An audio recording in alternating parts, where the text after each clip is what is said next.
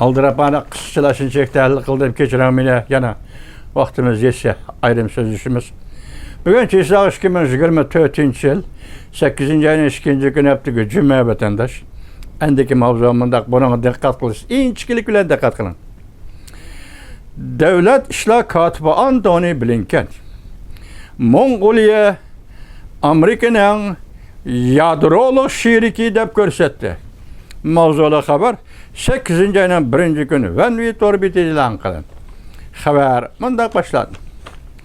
Muşayatının 4. günü aldığımızdaki Perşembe tünü günü hesapta aldığımız günü.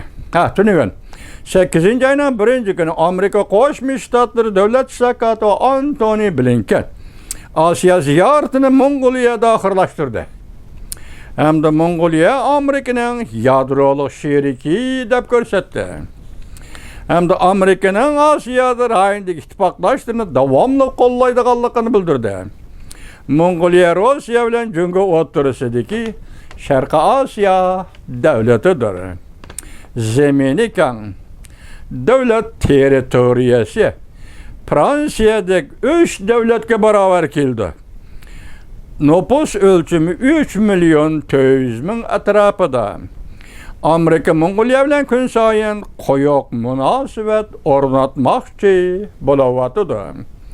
Furala beriş gelişi boyunca umumiyüzlük stratejilik söhbetini saklap kelevatıdır. Mongoliya Taşkı İşler Ministeri Pat Monk ötken hafta Washington'a kelip Devlet İşler Katibi Antony Blinken bilen görüştü ve bu katımkı stratejilik söhbet musafsını başladı. Perşembe günü Antony Blinken mındak görsetti. Mongoliya muşarayında biz Amerika'nın yadroluk şirikidir.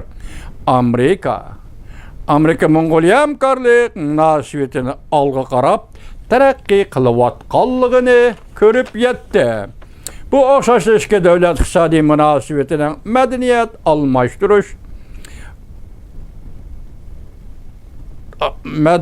almaştırışlarını məhm tilgə elip öttü.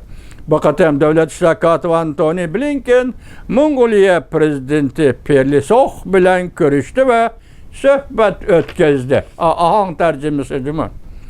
Fransa agentliği haber kılımında görsetti. Bu qatam Asya'nı ziyaret kılış mezgilide Devlet İşler Katibi Antony Blinken Mongoliya'nı ziyaret kılıştın burun Laos, Vietnam, Japonya, Filipin ve Singapur qatarlıq devletlerini ziyaret kıldı. Arka görünüşü Cüngü'nün tesiri gücü bilen karşılaşış idi. Gerçi Washington Beijing'e çekler siyasını kullanmadık dep tursu mu? Lekin Washington yanımında görsetti ve Wenshang'da yana Laos'ta bir katımlık görüşüşte Antony Blinken Devlet İşler Katibi o çok yoruk ve önümlük fikir almaştırış jaryanıda Amerika Koşmuş Ştatlarının Devlet İşler Katibi Antony Blinken bu meselene cüngülük hizmetdaş, işdaş, Taşkı İşler Ministeri Wang Yi'yi yetkizdi. Fransa agentliği mındak bildirdi. Cüngü ve Cüngü'nün burayındaki iktisadi teritoriyan zemin qaratqan stratejilik qarniyetleri bir xil dartmalaş şekilde tanqid qilindi. Mongoliya sizga belgilik. Hürmetli Devlet İşler Katibimiz Amerika Koşmuş Ştatlarının Devlet İşler Katibi Antony Blinken efendi. Asya ziyaretinizi tebrikleyimiz. Bolup mu Mongoliya'nı ziyaret kılışınız ve Mongoliya'nın Amerika'nın ittifaklaşlık ve şirikliğinde yadroluk şirik devlet ikenligini itiraf kılış bilen belgiligenliğinizde hem tebrikleyimiz. Amerika Koşmuş Ştatları Devlet İşler Katibi Antony Blinken. Cüngü'de bir gep var. O gepnin özü Cüngü'çi eytqanda intayin ulug gep. Devlet İşler Katibi Antony Blinken. Bu gepnin ma'nisi mi? Mesela Xi Jinping, Reis Xi Jinping oturup koygan Cüngü'nün çi degan bir gep. Cüngünün işi xuddi şununğa oxşaş, yoki fantaziyalik ve yoki g'oyilik bir g'oyibi bir kelgisining manzirisini ko'rsatib bermisin. Xuddi shundoq Reis Xi Jinpingning tushi degandek biz Uyg'urlarning tushimiz bor. Bizmi tush ko'rayotgan Uyg'urlar biz. Tush ko'rish bilan Amerikaga yetib kelgan Uyg'urlar biz. Amerika tushini ko'rayotgan Uyg'urlar biz. Bu Amerika tushi real tush. Real tush, reallikqa aylanadigan tush. Şuna men aytaman, Reis Xi Jinpingning Cüngü tushiga moslashtirib, biz Uyg'urlar ko'rayotgan tush shuki, hurmatli davlat ishlar kotibi Antony Blinken, siz bugun Mongoliyaga safar qilib, Mongoliyaning yo'lini ochdingiz. Washingtonga Mongoliya orqali qaytib keldingiz. Endilikda bir kelgusida, bir parlaq kelgusida Washingtondan Tokyoga, Tokyodan Ulan-Batorga, Ulan-Batordan Uyg'uristonning qadimiy poytaxti Urumchiga havo yo'llarini echish. Bu bugun Uyg'urlarning ko'rayotgan tushidir.